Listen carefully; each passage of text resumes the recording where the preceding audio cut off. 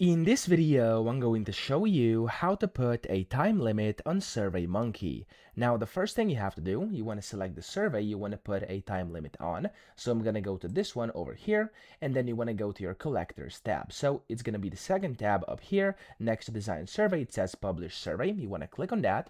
And then here you want to click on the collector you want to put a time limit on. So I have 3 collectors over here. If you want to do this for all of your collectors, if you have multiple, you're going to have to do this for each and every single one of these individually. But if you only have one, you can just click on it, and then from here it's going to open your collector and its settings. You want to scroll down and click on show advanced options. In here it says cutoff date and time, and this is where you can put a time limit on your, of course, on your SurveyMonkey collector. So I'm going to click on cutoff date and time, and I'm going to switch to on, close this collector on a specified date and time.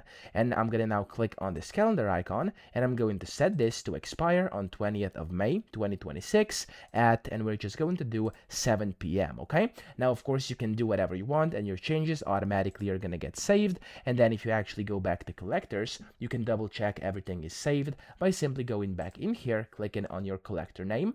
And if you now extend this to show advanced options, it's going to say cutoff date and time on Wednesday, May 20th 2026 at 7 p.m. GMT +2. So that means it's working. We've put a time limit on our SurveyMonkey. I hope this video helped you out. If it did, please subscribe to the channel and help me out as well.